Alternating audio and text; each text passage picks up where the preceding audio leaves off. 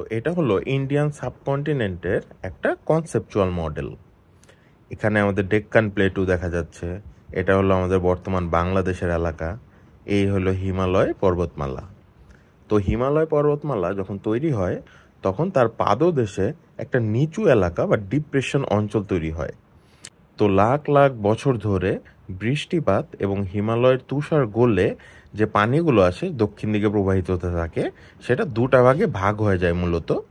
আমাদের পশ্চিম দিকে প্রধান দুটো নদী সিন্ধু এবং সরস্বতী, তার সাথে অসংখ্য শাখা নদী দিয়ে সে পানিগুলো আরব সাগরে যায় পতিত হয়, এবং এই নদীগুলোর পলিমাটি দিয়ে দিয়েই সিন্ধু বেসিন সেটা তৈরি হয়।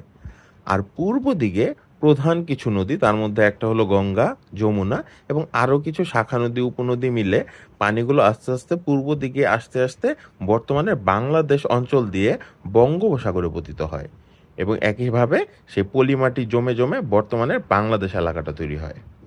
আবার আমরা এখানে দেখতে পাচ্ছি মেঘালয়, এটা অনেক উঁচু একটা এলাকা।